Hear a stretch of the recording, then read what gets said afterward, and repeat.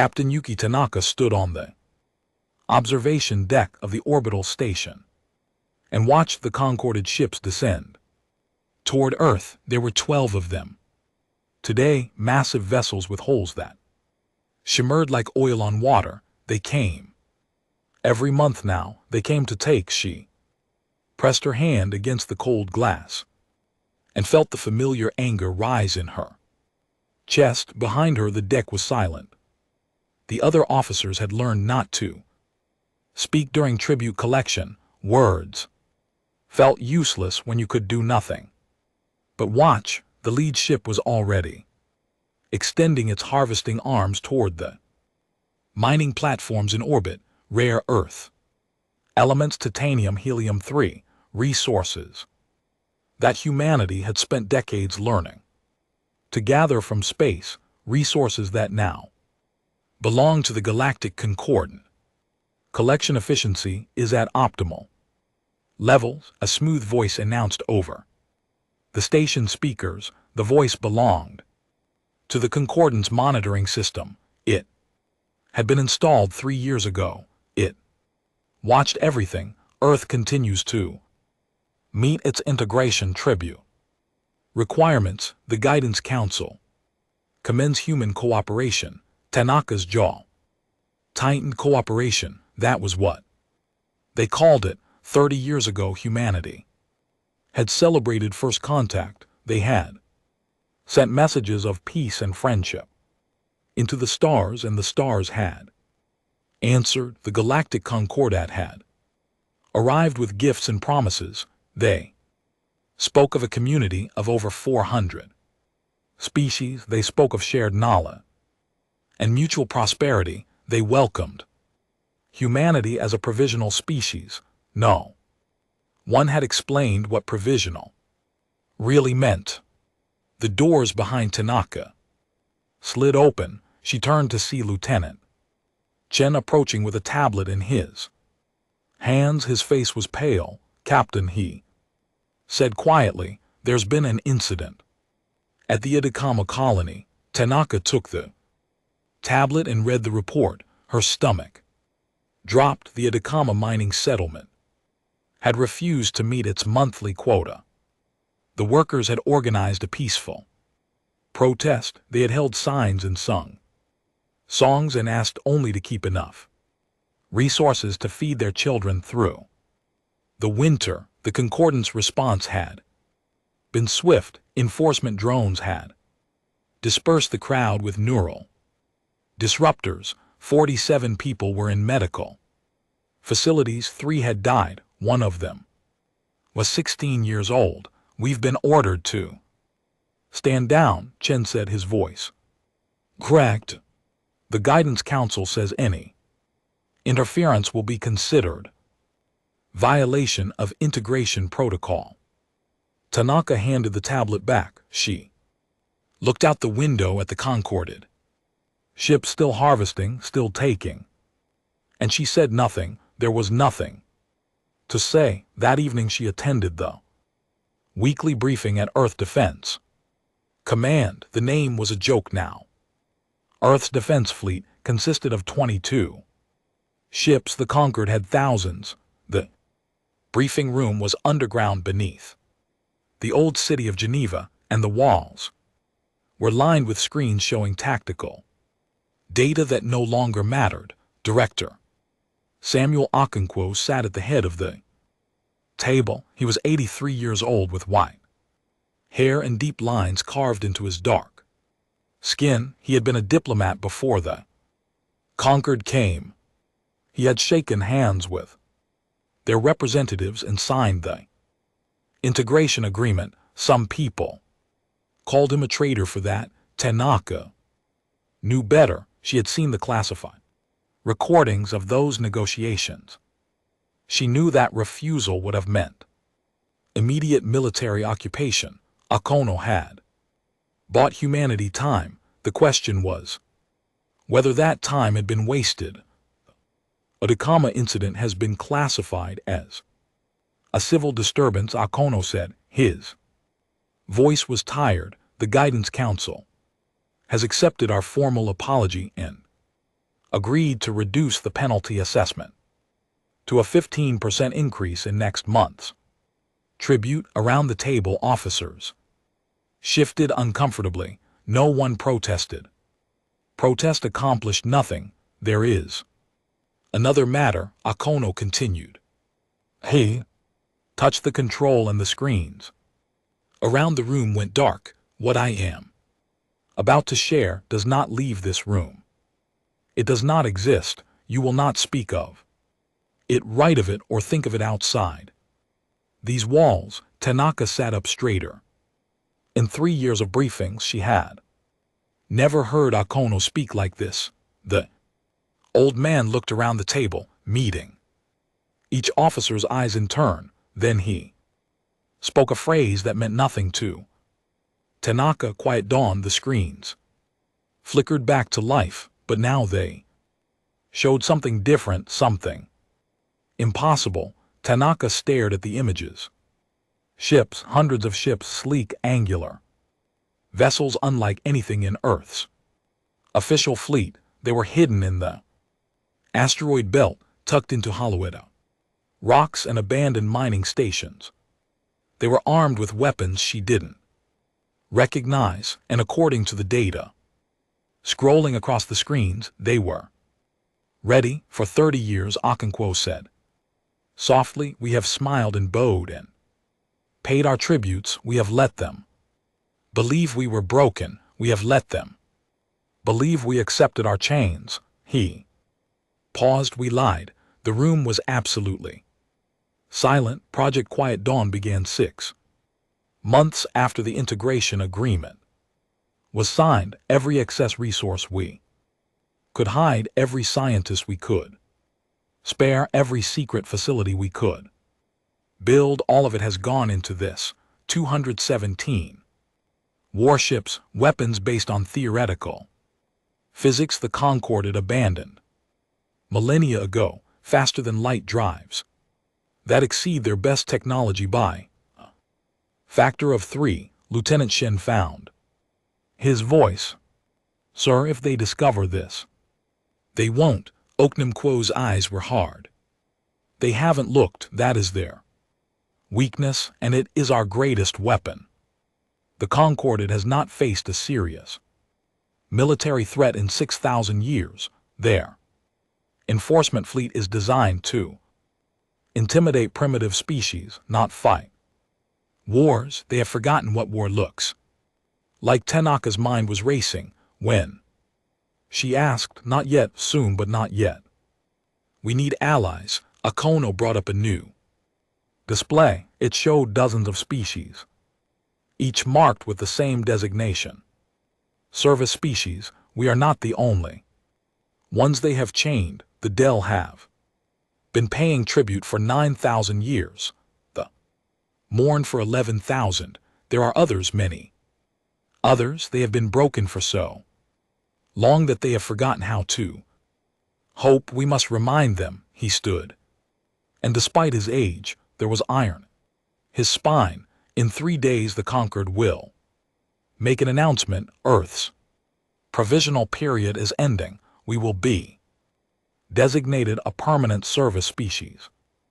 Our children and their children and every generation after will be born into bondage. He looked at Tanaka. Unless we choose differently. The meeting ended.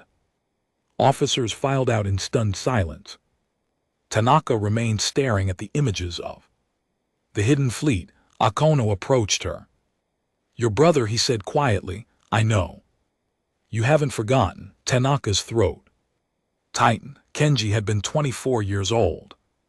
He had been a doctor at a frontier clinic when the Concordant had come to collect a tribute shipment. He had tried to hide medical supplies needed for his patients. They had made an example of him. I think about him every day, she said. Good. Okuno put a hand on her shoulder. Remember that anger, but do not let it control you. When the time comes, we will need clear heads. We will need people who can win a war without becoming monsters. He left her alone with the screens. The next day, Tanaka went about her duties as if nothing had changed. She inspected patrol routes and filed reports and smiled politely at the concorded observers who monitored the command center. Inside, her heart was pounding. She found herself watching the observers more closely. Now there was one in particular, a young alien from a species called the HFY. They looked like birds with iridescent feathers and sharp, intelligent eyes. This one was called Zin, and they served as a translator for the Guidance Council. Zin was different from the other concordant representatives. They seemed uncomfortable during tribute collections. They looked away when enforcement actions were discussed. Once, Tanaka had seen them slip extra food rations to a human worker who had been penalized for low productivity. She filed that observation away. It might be useful later. 3 days passed. The announcement came. High Arbiter VTHKA, the insectoid leader of Earth's Guidance Council, broadcast the news. From the steps of the old United Nations building, he stood nearly 3 m tall with a chitinous body that clicked in word as he spoke. His voice was translated by implants that made his words sound almost gentle. Humanity has proven itself during its provisional period. Vitha declared, your species has shown admirable capacity for cooperation and contribution. The Galactic Concorda is pleased to welcome Earth as a permanent member of our community. Behind him, human representatives stood in formal attire, smiling for the cameras. They had been told to smile. They had been told what would happen if they didn't. As a service species, Betha continued, humanity will enjoy the protection and guidance of the conquered for all generations to come. Your tribute obligations will be formalized. Your development will be supervised. Your future will be secure. Tanaka watched the broadcast from her quarters. She thought about her brother. She thought about the children of Idikama. She thought about 200 ships hidden in the darkness of the asteroid belt. The chains were tightening, but for the first time in 30 years, humanity had the strength to break them. They just had to choose the right moment, and they had to decide what kind of people they would be. When the chains finally fell, the asteroid had no official name.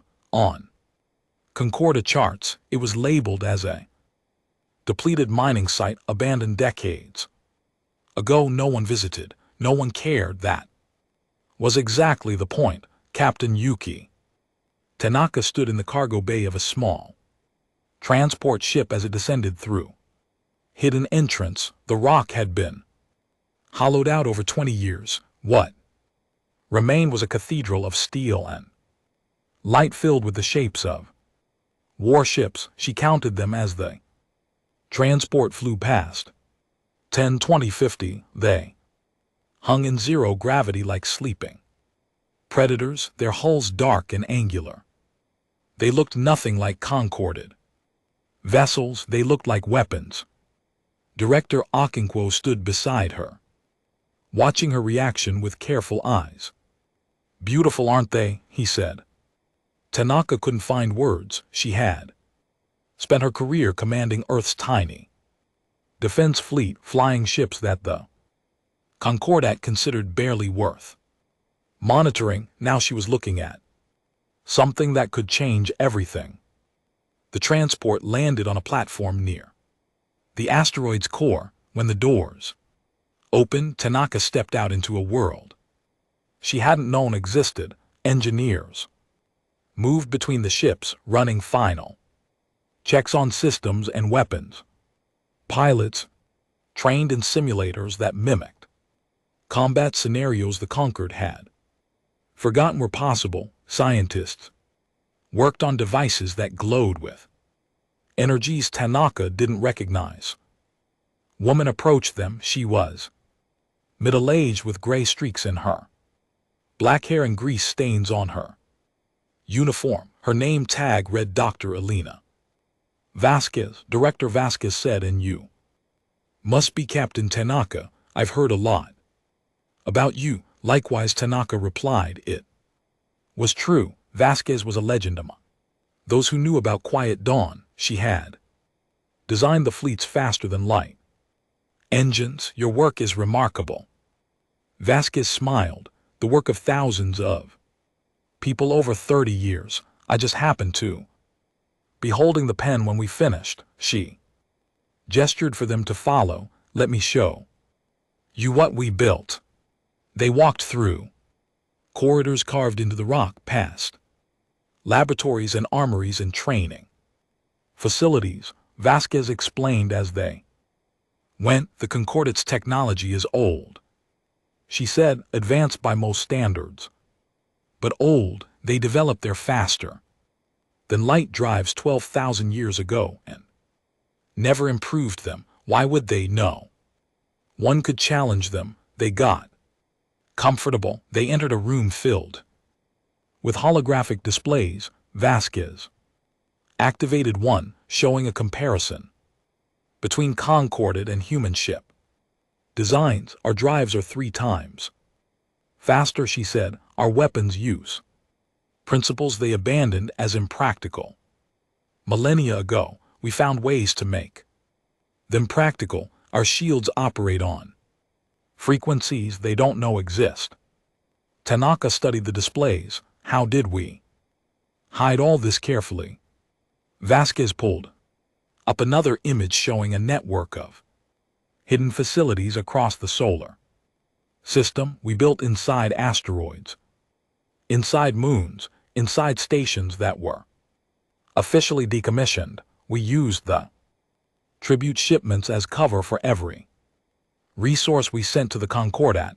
We kept a percentage hidden. Snorts. We recruited scientists who were willing to disappear from public life, and they never suspected. Why would they? Akono spoke for the first time since they had landed. They see us as primitives, children playing with technology we barely understand. They monitor our official facilities, our registered ships. They don't imagine we could be building something without their knowledge. He paused, his expression darkening. That arrogance has been our greatest ally.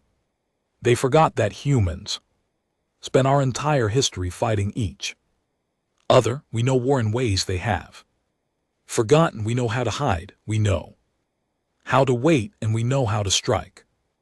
Tanaka thought about this. 200 ships against their thousands. Even with better technology, the numbers are misleading. Vasquez interrupted. She brought up a tactical analysis. The Concordate's main battle fleet hasn't fought a real engagement in 6,000 years. Most of their ships are ceremonial. Their crews have never faced anything more dangerous than unarmed protesters. Meanwhile, our pilots have been training for combat every day for decades. She zoomed in on the Concordat's fleet distribution. More importantly, their forces are spread across a galaxy.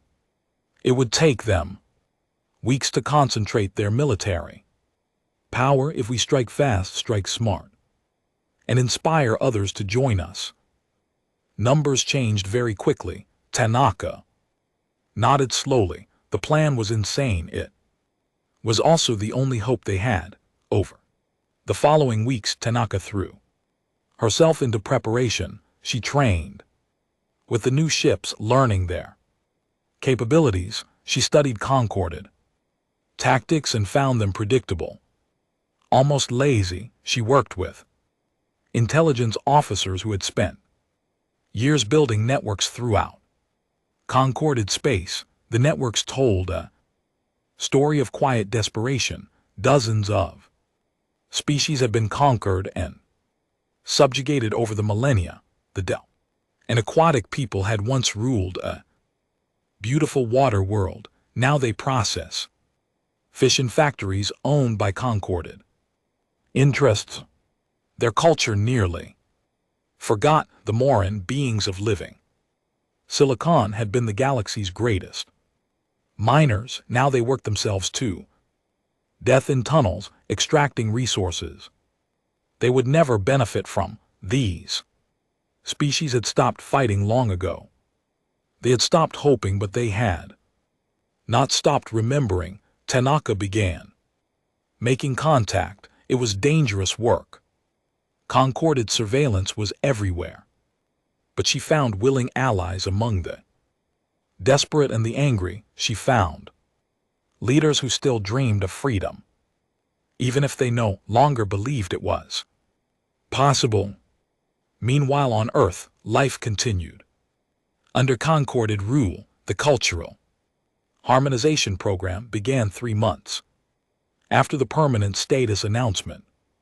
Concorded educators arrived at schools to teach children that their traditions were primitive, their languages inefficient, their religions superstitious.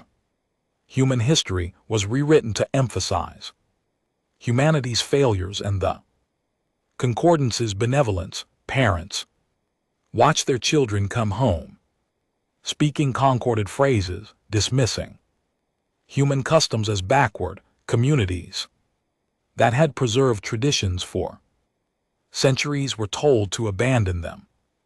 When they refused, enforcers arrived. Tanaka received reports of these actions. In her hidden headquarters, each one added fuel to the fire burning in her chest. She was reviewing one such report when Zin found her. The HFY translator had been transferred to Tanaka's official station after the announcement. They worked together frequently now, and Tanaka had begun to see her initial observations confirmed. Zin was troubled by what the Concordant was doing. Captain, Zin said, their feathers ruffling nervously. I need to speak with you privately. Tanaka led them to a secure room away from monitoring devices. She activated a jammer that Quiet Dawn technicians had built. It would appear as a simple technical malfunction to Concord systems. What is it? Zin's large eyes darted around the room. I have been reviewing Earth's resource reports. Numbers do not match. Tanaka kept her expression neutral. What do you mean? The tribute shipments account for only 80% of Earth's estimated production. The rest is listed as waste, as accidents, as processing loss, but the percentages are too consistent, too perfect. Zen leaned forward. Someone is hiding resources, a great many resources. For a long moment, neither of them spoke. Then Zen said something that surprised Tanaka. I will not report this. Tanaka studied the alien carefully. Why? Zin's feathers flattened against their body. Gesture Tanaka had learned to recognize as distress. Because I have seen what we do, they said quietly. I have translated orders for enforcement actions. I have watched families separated. I have seen children taken from parents who refuse to abandon their beliefs. Their voice cracked. The Concordant tells us we are bringing order, bringing civilization. But I have studied human history. I have read your philosophers and poets. Your civilization is not primitive. It is simply different. They looked at Tanaka with an intensity that was almost painful. I do not know what you are planning. I do not want to know, but I want you to understand that not all of us believe in what the Concordant is doing. Some of us are trapped just like you. Tanaka made a decision. It was a risk, but her instincts told her it was the right one. If the time comes, she said carefully, there may be a way for You to help, would you be willing? Zin's feathers lifted slightly, hope. Yes, whatever it takes, Tanaka nodded. Then wait, watch, and when I call on. You be ready. 2 days later, the news arrived that changed everything. The colony of New Geneva, a settlement on Mars with 50,000 residents, had organized a protest against cultural harmonization. The protest had been peaceful, it had been orderly, it had accomplished nothing. High Arbiter Vatka announced that New Geneva would face punitive action. The colony's food supplies would be seized, its power grid would be shut down for 30 days, medical services would be suspended, 50,000 people, men, women, children, left to freeze and starve in the Martian cold.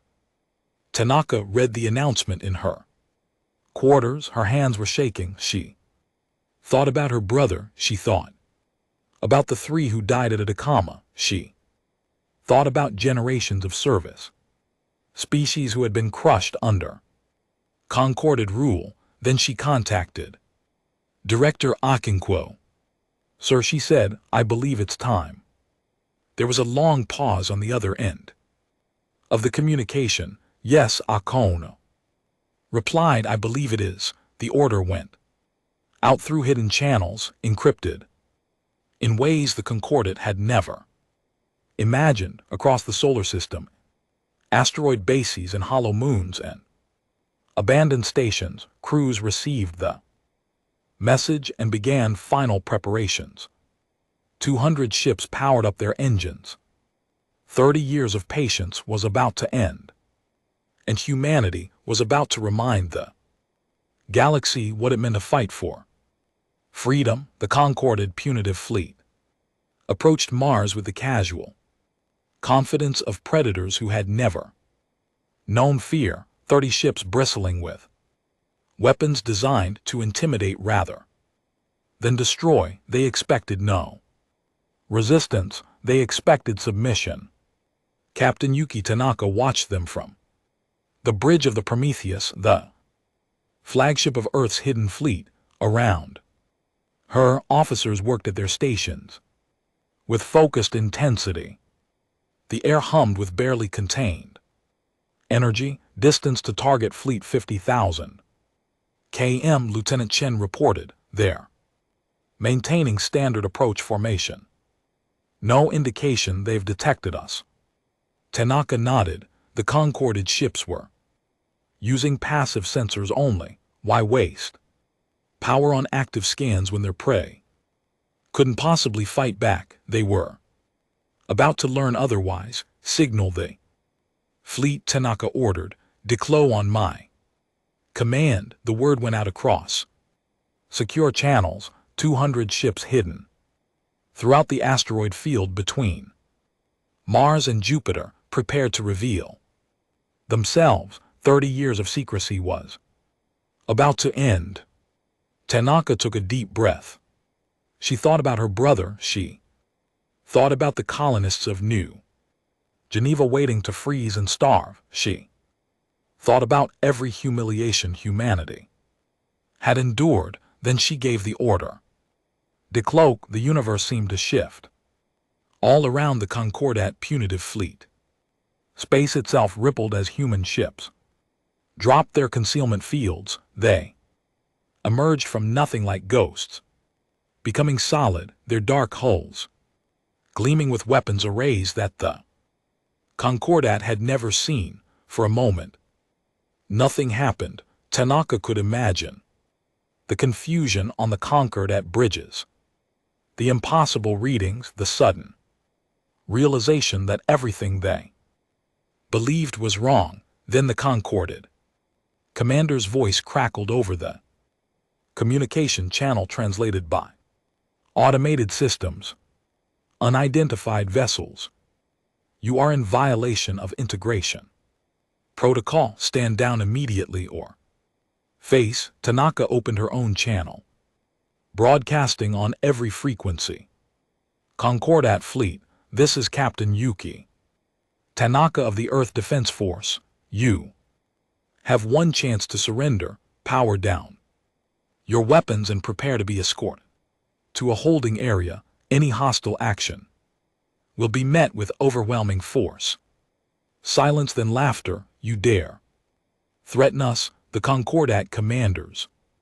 Voice dripped with contempt, primitive animals, we will crush you and add your rebellion to the list of failures in your pathetic history. All ships engage and destroy. The Concorded fleet began to move, their weapons charging. Tanaka felt a strange calm settle over her. This was the moment. This was what 30 years had been building toward. All ships, she said, disable, don't destroy. Show them what we can do. The human fleet moved like a single organism. They were faster than the Concorded ships, more agile, more precise. Their weapons fired beams of energy that the Concorded shields couldn't stop. They passed through like light through glass and struck the systems underneath. The first Concorded ship lost engine power, then another, then 5 more. Tanaka watched the battle unfold on her tactical display. It wasn't really a battle, it was a demonstration. Human ships danced around the Concorded vessels, disabling weapons and engines with surgical precision. Not one Concorded ship was destroyed, not one Concorded crew member died. In 12 minutes it was over. 30 Concorded ships drifted helplessly in space, their systems dark, their crews trapped and unharmed. The punitive fleet that had come to starve 50,000 colonists had been rendered completely impotent. Without a single death, Tanaka opened a broadcast channel. This time she spoke, not just to the defeated fleet, but to the entire galaxy. She knew Concorded monitoring systems would pick up her words. She wanted them to. We are not slaves, she said. We are not servants. We are humanity, and we choose our own path to the galactic concordant. Your time of tyranny is ending. To every species living under your rule, look at what we have done. Look at what is possible. You are not alone. She paused, letting the words sink in across light years of space. We do not seek conquest. We do not seek revenge. Snorts, we seek only freedom for ourselves and for every being who has been chained by the Concordance's arrogance. Join us, rise with us, and together we will build something better. The broadcast ended. Tanaka turned to her officers. Begin recovery operations. Bring the disabled ships to safe harbor. Treat their crews with dignity. Lieutenant Shen looked confused. Captain, they came to destroy a colony. They've killed our people for years. Why show them mercy? Tanaka thought about her brother again, about the anger that had burned in her chest for so long, about the choice she was making. Because we're not them, she said. We're better than them, and we're going to prove it. The response to Tanaka's broadcast was immediate and galaxy-wide. On the Del home world, a water planet called the Sally Prime, workers in the fish processing plants stopped their machines. For the first time in 9,000 years, they gathered in public spaces and spoke the old words that had been forbidden. Within hours, they had seized control of the orbital stations that kept them subjugated.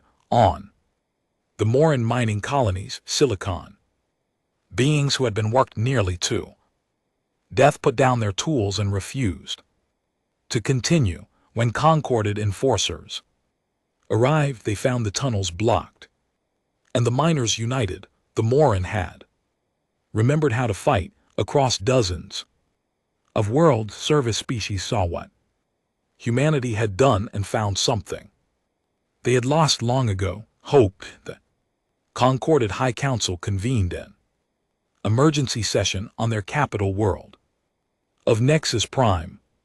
Tanaka would later learn what happened in that meeting from intercepted communications. The council was composed of the 12 most powerful species in the Concorda, ancient races, who had ruled the galaxy for millennia.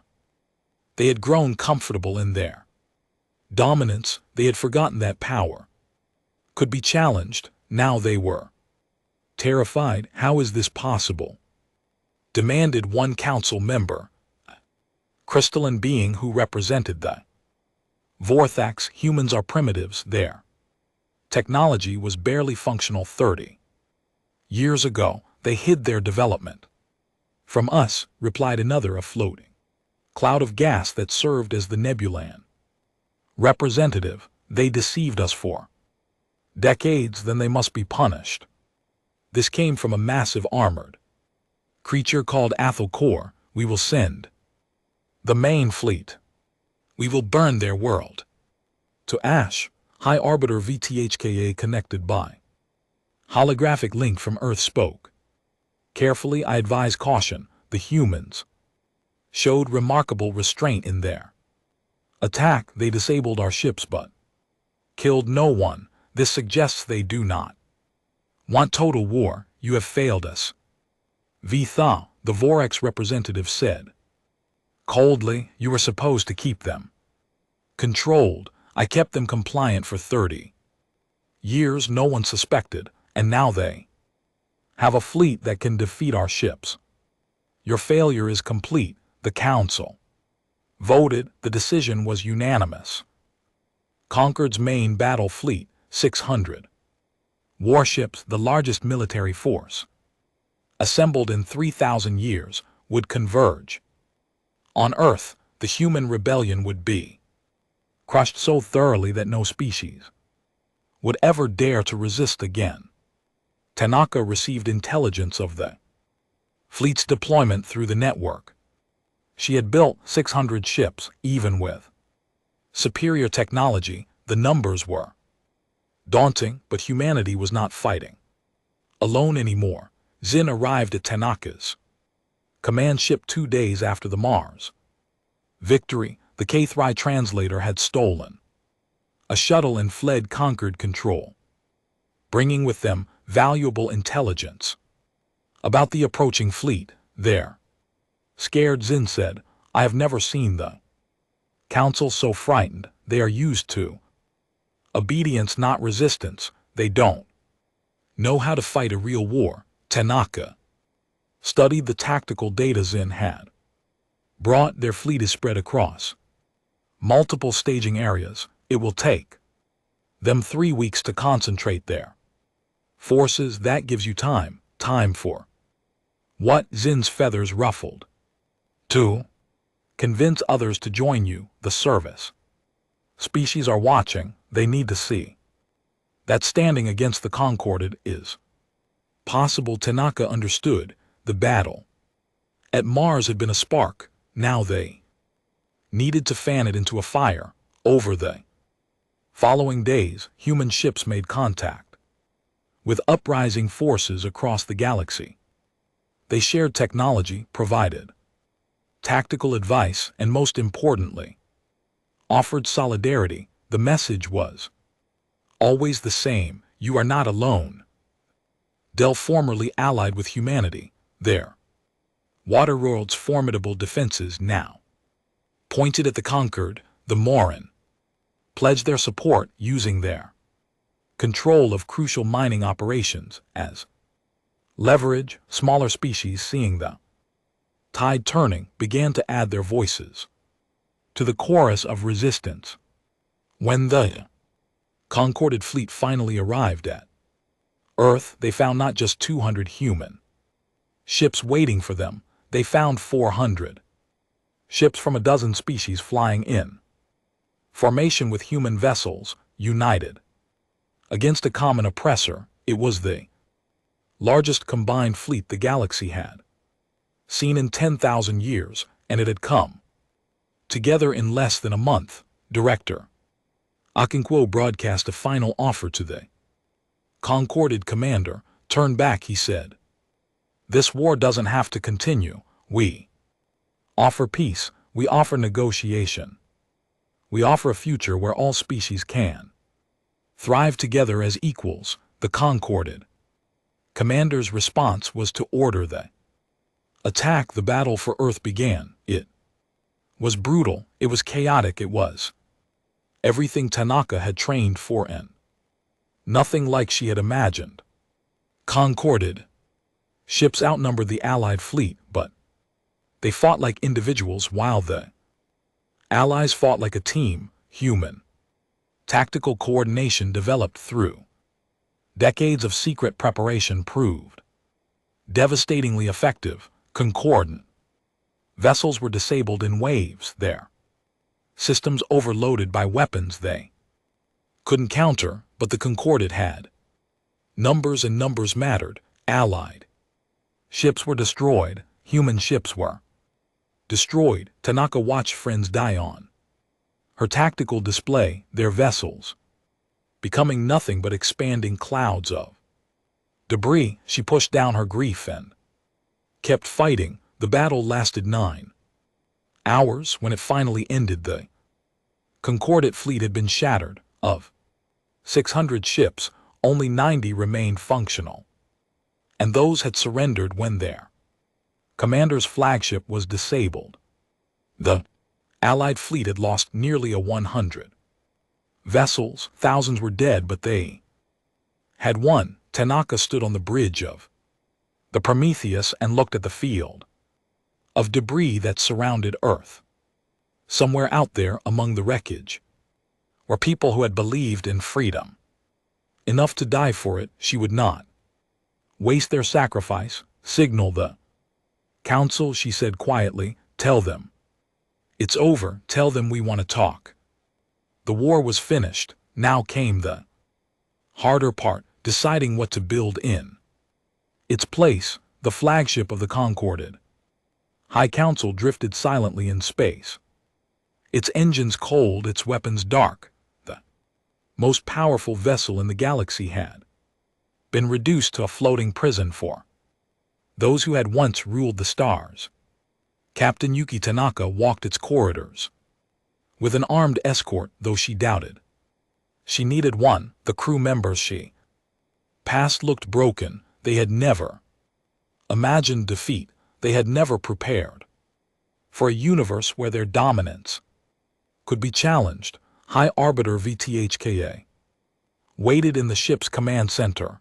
The insectoid stood motionless, his compound eyes watching Tanaka approach. He had been transferred from Earth to the flagship just before the battle, intended to observe humanity's final punishment. Instead, he had watched his entire civilization's power crumble in 9 hours. Captain Tanaka, he said, his voice was flat.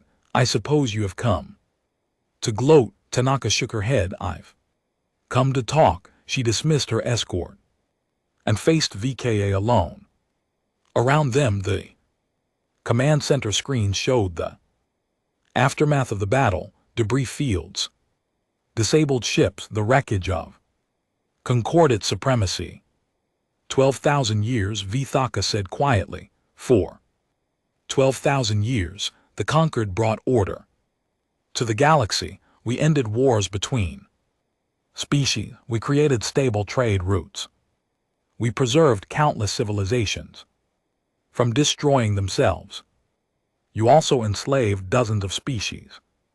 Tanaka replied, you stripped them of their cultures, their freedom, their dignity. You called it guidance. It was tyranny. It was necessary. Vitha's mandibles clicked together. You do not understand. Before the Concordant, the galaxy was chaos. Species destroyed each other over resources, over territory, over beliefs. Billions died in wars that accomplished nothing. We brought peace. You brought submission. There's a difference. Vitha was silent for a long moment. Then he asked a question that surprised Tanaka. What will you do with Tanaka had been thinking about this question for a long time, in the days since the battle as the Allied fleet secured Concordat space and accepted the surrender of remaining forces. She had argued about it with a Conquo, with Zen, with leaders of the other liberated species. There were those who wanted revenge. The Del had suffered for 9,000 years, the mourned for 11,000. Countless species had been robbed of their histories, their traditions, their identities. They had earned the right to demand retribution. But Tanaka remembered her brother. She remembered the anger that had driven her for years. She remembered how that anger had felt like strength when really it had been just another kind of chain. "We're not going to do anything to you," she said. Vitha's compound eyes widened. "I do not understand. We're not going to execute you. We're not going to enslave you. We're not going to strip away your culture and force you to forget who you are." Tanaka stepped closer. "We're going to do something much harder. We're going to let you go. Let us go after everything. The Concordat is finished. Your fleet is destroyed. Your authority is broken. The species you ruled are free now, and they're not going back to chains." Tanaka's voice was firm. "But we didn't fight this war to become what we defeated. We fought for freedom, real freedom, and that means you're free too."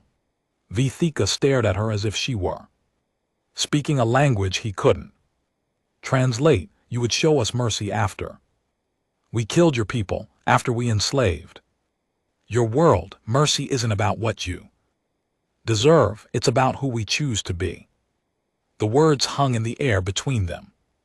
"Your brother," Vitha said slowly, "I read the reports. He died during a tribute collection. My soldiers killed him for protecting medical supplies."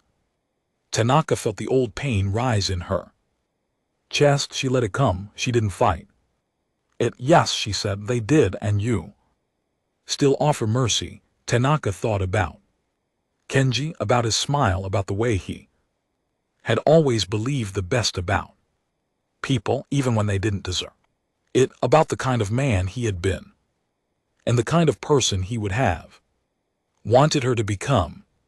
"My brother was a healer," she said. "He dedicated his life to helping others. He would be ashamed of me if I used his death as an excuse to become a killer." She met Betha's eyes. "So yes, I offer mercy, not for your sake, for his." Something changed in Bethka's posture. The rigid certainty that had defined him seemed to soften just slightly. "I do not know how to live in a universe without the Concordat," he admitted. "I do not know who my people are if we are not rulers." "Then learn," Tanaka said. "Figure it out. That's what freedom means, the chance to decide for yourself who you want to be." She turned to leave, then paused at the door. "We're calling a conference on Earth, representatives from every species, conquered and service alike. We're going to build something new, a real partnership where every voice matters. I'd like you to be there." "Why?" "Because the new galaxy we're building needs to include everyone, even you." Tanaka allowed herself a small smile. "Besides, someone has to explain what went wrong with the old system. Who better than someone who believed in it?" She left Vitha alone with his thoughts. The conference convened 2 weeks later. In the old United Nations building, it had been cleared of Concordat equipment and restored to something like its original purpose, a place where different peoples came together to find common ground. Representatives from over 50 species filled the Great Hall. Former rulers sat beside former slaves. Ancient enemies shared tables. The Snort's air hummed with translation systems working overtime to bridge 100 different languages. Director Samuel Okonkwo opened the proceedings. The old man looked tired but satisfied. He had worked for this moment for 30 years. He had earned the right to see it. We gather here not as victors and defeated. He said we gather as equals. The old order is gone. What we build in its place will define the galaxy for generations to come. The debates that followed were intense. The Dell wanted guarantees that their water world would never again be exploited. The Moran demanded reparations for centuries of forced labor. Smaller species worried that they would simply trade one set of overlords for another. Tanaka spoke when her turn came. She had been elected to represent humanity, though she still wasn't sure she deserved the honor. I understand the anger in this room, she said. Humanity suffered under the Concordant for only 30 years. Many of you suffered for millennia. You have every right to demand justice. She paused, looking around at the gathered representatives. But I want to ask a question. What kind of justice do we want? Do we want revenge? Do we want to make them suffer as we suffered? We could do that. We have the power now. She shook her head. I don't think that's who we are. I don't think that's who any of us want to be. The Concordate ruled through fear and dominance. They believed that power meant control, that strength meant subjugation. They were wrong. Tanaka straightened. True strength is choosing to build instead of destroy. True power is lifting others up instead of pushing them down. If we become conquerors, we haven't won anything. We've just changed the names of the tyrants. She looked at Bethka, who sat with the other former Concorded leaders. He was watching her intently. I propose something different. I propose we create a real partnership. No tribute species, no rulers and ruled. Every world has a voice. Every species has dignity. We share knowledge freely. We help each other grow. When there are conflicts, we solve them through negotiation, not force. And if someone breaks the rules, the Dell representative asked, if some species tries to conquer others, then we stand together to stop them, not to subjugate them, to stop them. There's a difference between keeping the peace and keeping control. The debates continued for days. There were arguments and compromises, breakthroughs and setbacks. Slowly, painfully, a new structure began to emerge. They called it the Free Assembly of Worlds. Every species would have representation. Decisions would be made by consensus whenever possible, by majority vote when necessary. No species could impose tribute on another. No culture could be suppressed. Trade would be fair, based on mutual benefit rather than coercion. It wasn't perfect. Nothing built by imperfect beings ever is, but it was better than what had come before. On the final day of the conference, Vitha approached Tanaka. The insectoid moved slowly, as if carrying a great weight. I have been thinking about what you said, he told her, about mercy, about choosing who we want to be. Tanaka waited for 12,000 years. I believe the Concord's way was the only way. Strength meant domination. Order meant control. I thought we were protecting the galaxy. His mandibles clicked softly. I was wrong. That's a hard thing to admit. Yes, it is. Betha straightened. I would like to help, not to lead, not to control, just to help.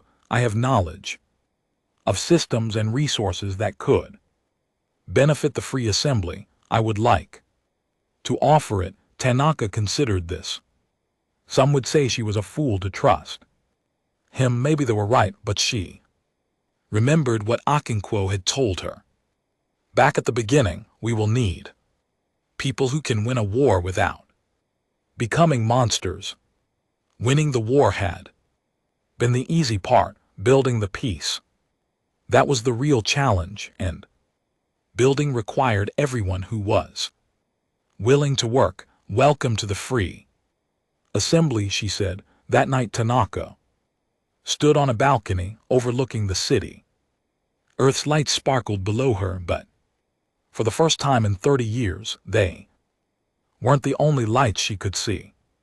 Ships from a dozen species orbited overhead, their running lights blinking like new stars. Zin joined her there, feathers gleaming in the darkness. You look thoughtful, the K3 said. I'm thinking about choices, Tanaka replied.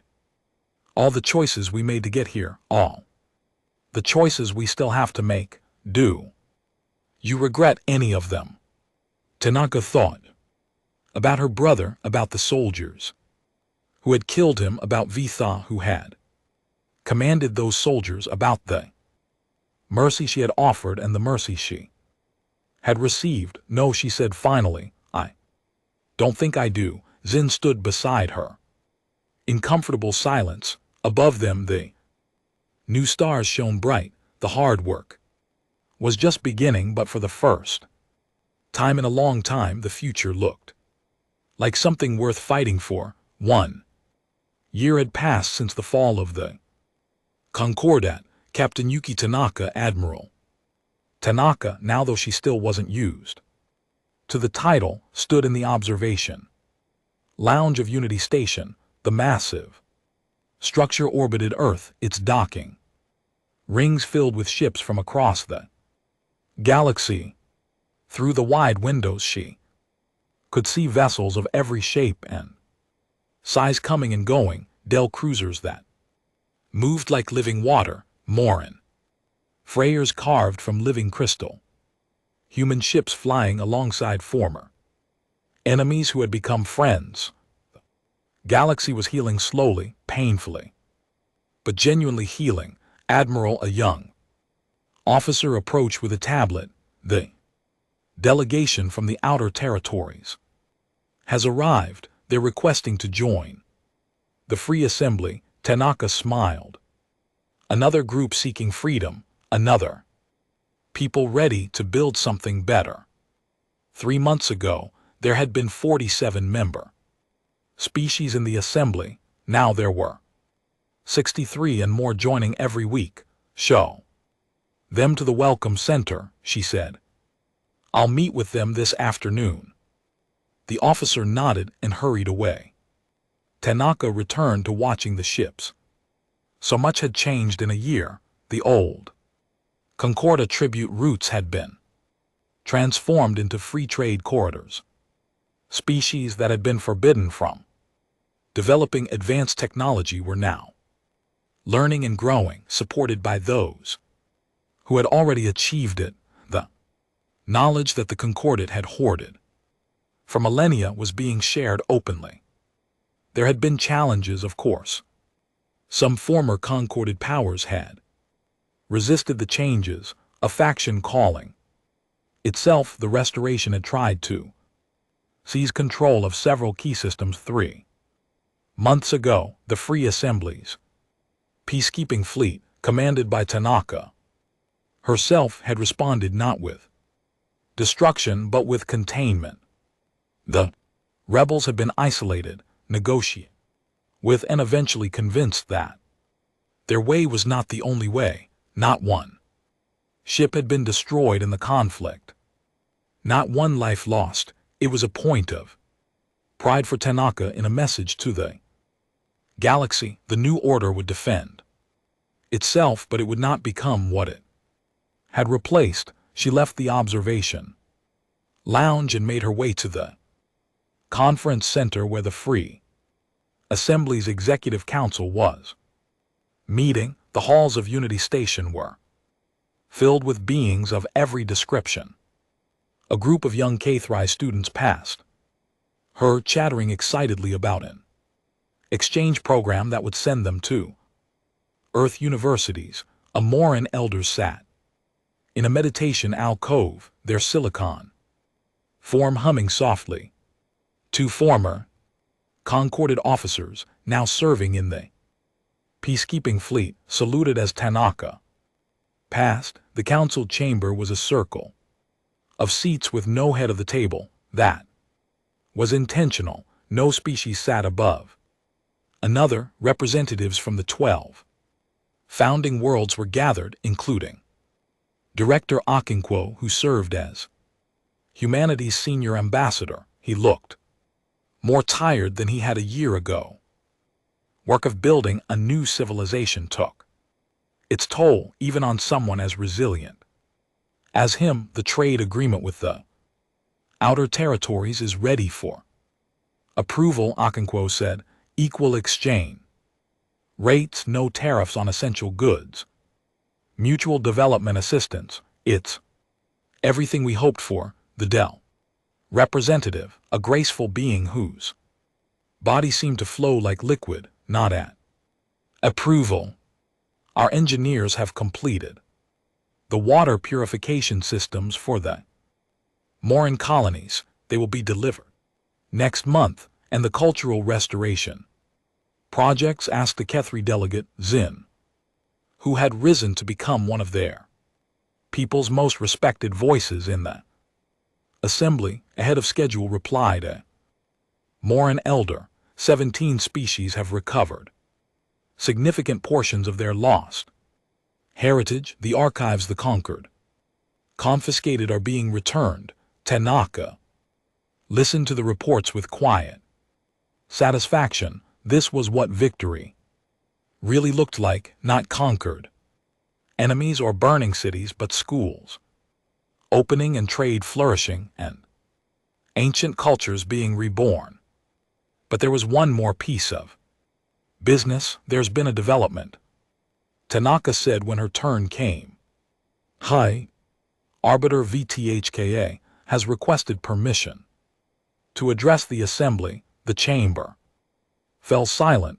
VTHKA had spent the past year working quietly in the archives, helping to catalog and return stolen cultural artifacts. He had not sought attention or influence. He had simply worked day after day trying to repair some small fraction of the damage his civilization had caused. What does he want to say? Okonkwo asked. He hasn't told me, but I think we should hear him out. The council agreed, though not without hesitation. Some wounds were still fresh, some memories still painful. Bethka entered the chamber slowly. The insectoid had changed in the past year. His movements were less certain, his presence less imposing.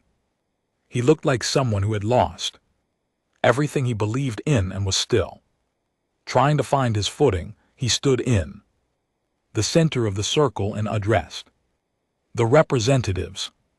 I come before you not to ask forgiveness, he said. What the concordant did cannot be forgiven with words. It can only be answered with actions over generations. Through the slow work of repair, his compound eyes moved around the chamber, meeting the gaze of each representative in turn.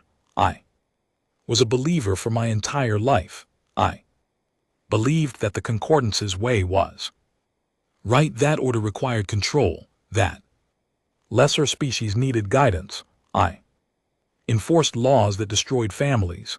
I approved actions that erased cultures. I thought I was helping. He paused. I was wrong, not just factually wrong, but morally wrong. I caused suffering that cannot be undone. I participated in systems that treated living beings as resources to be managed rather than people to be respected. Vitha's voice grew stronger. This past year I have worked in the archives. I have seen what we took, not just resources and labor, but songs and stories and sacred traditions. We didn't just rule these Species we tried to erase them, we told ourselves it was for their own good, we lied. He straightened to his full height. I'm here to offer a formal apology on behalf of the Concordat, not because it erases what we did, but because it acknowledges the truth. We were tyrants, we were wrong, and the galaxy is better because we were. Stopped for a long moment. No one spoke. Then the Dell representative rose. Their people had suffered longer than almost anyone under Concorded rule.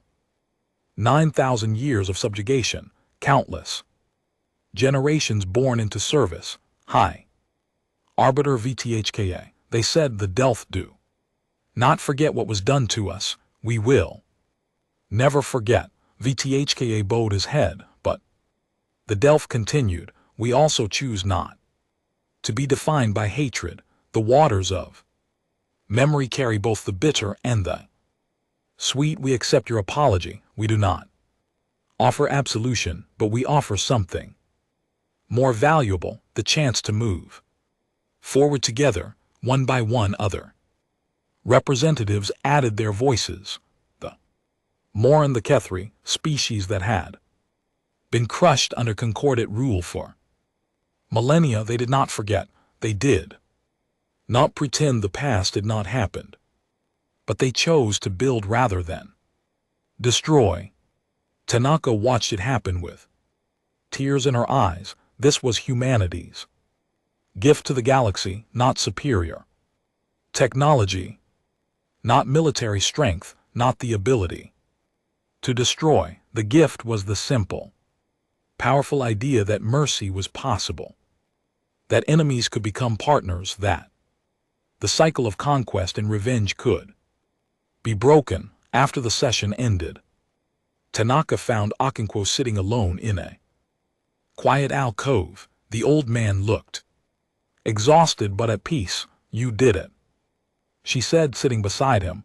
30 years of planning and you did it. Okonkwo smiled weakly. We did it, all of us. I just got the ball rolling. How does it feel? He considered the question. Like finishing a book I spent my whole life writing. Satisfying, a little sad. He looked at her, but mostly grateful.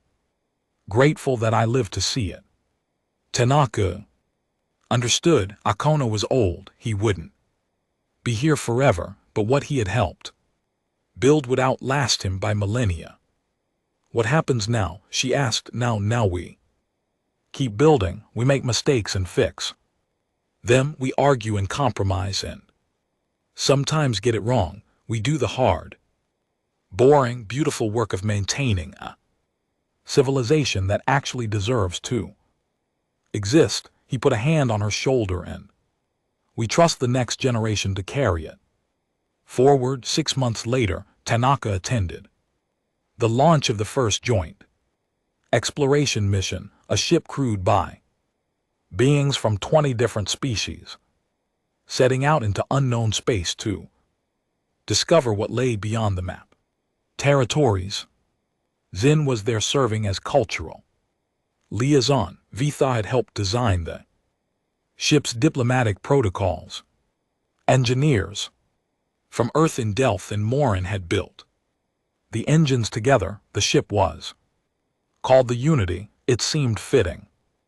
Tanaka watched it launch from the observation deck of Unity Station, surrounded by representatives from across the galaxy. The vessel's lights blinked once, twice, and then it was gone, jumping into faster than light travel toward mysteries that no species had ever explored. Behind her, children were playing. Human children, K3 children, even a few young concordant species who had never known their people as rulers. They didn't see former enemies, they just saw friends. Tanaka thought about her brother, about the choice she had made to honor his memory through mercy instead of vengeance, about the galaxy that choice had helped create. Kenji would have loved this.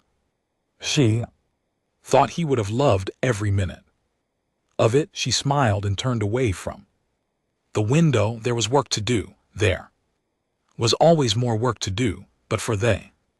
First time in human history, it was work that truly mattered. The stars had been redrawn not in blood but in hope, and the galaxy would never be the same. 50 years later, historians would write about the Liberation War. They would analyze the battles and the strategies, the politics and the compromises. They would debate whether humanity had been lucky or brilliant, whether the Concordant had been truly evil or merely misguided. But the children who grew up in the Free Assembly didn't care about those debates. They knew only one thing.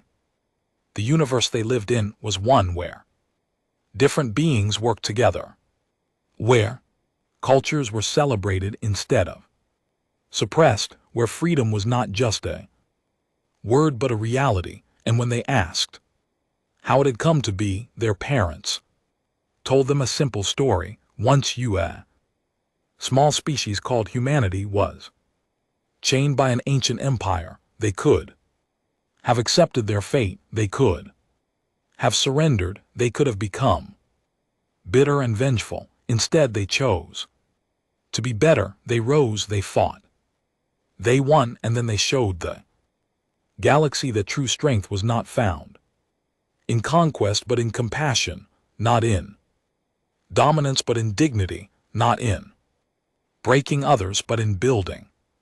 Together, they redrew the stars, and the stars never forgot.